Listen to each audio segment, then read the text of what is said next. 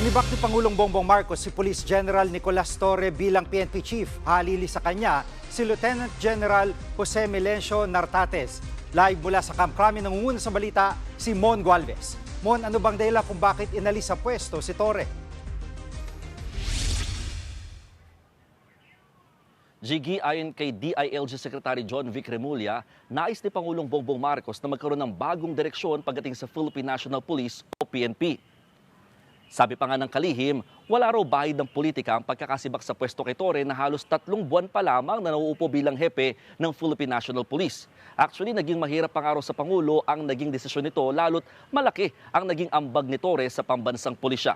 Maaalalang siya ang nanguna noon sa pagkakaaresto kay Kingdom of Jesus Christ founder at leader Pastor Apollo Kibuloy, maging kay dating Pangulong Rodrigo Duterte bago siya dalhin sa Dahig. Pakinggan natin ang pahayag ni Secretary Remulla. He did not violate any laws. He has not been charged with any violations. He has not been charged criminally nor admissively.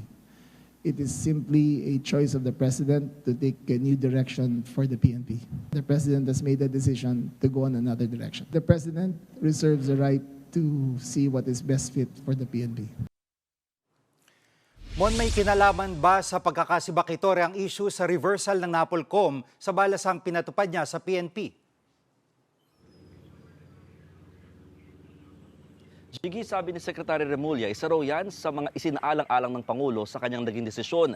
Maalalang bago kasi na-relieve si General Torre nagkaroon ng issue sa pagitan ng PNP at NAPOLCOM kung saan hindi aprobado sa NAPOLCOM ang ginawang balasan ni General Torre sa hanay ng pulisya. Kabilang dito ang paglipat sa number 2 man ng PNP na si Police Lieutenant General Jose Melencio Nartates papunta bilang Area Police Commander ng Western Mindanao. Pero sa ngayon, si Nartates din ang napili na ipinalit at itinalagang officer in charge ng Philippine National Police. Jiggy. At Mon, may kinalaman ba dito ang pagiging PNPA o PMA grad ni Nartates at pagiging PNPA grad ni Torre sa pagpapalit ng liderato ng PNP? Alam mo, Jiggy, hindi yan binanggit ni Secretary Remulla na dahilan ng pagkakatanggal sa pwesto kay Torre at pagkakatalaga naman kay Nartates. Pero tama, si Torre ang kauna-unahang PNP chief na galing sa Philippine National Police Academy o PNPA. Naungusan ni Torre ang Ilocanong si Nartates na graduate naman ng Philippine Military Academy o PMA Class of 1992. Si Nartates ay naging Deputy Chief for Administration ng PNP at naging NCRPO Director din noon. At sabi niya, sa kanyang pamumuno ngayon sa PNP, tiniyak ni Nartates na ipagpapatuloy yung mga reformang ginawa ni Torre, kabilang na raw yung 5-minute response nito. Narito ang pahayag ni OIC ng PNP na si Nartates. The Philippine National Police is a dynamic organization. We are covered by orders, we are covered by policies. As a fine Filipino public servants na minsan ay isang sundalo, susunod lang tayo kung ano ang ibibigay na utos. Especially, this is a general order. At isang option para kay Torre ang magretiro, pero Mon, paano kung hindi siya mag-retire? Ano mangyayari sa ranggo ni Nartates?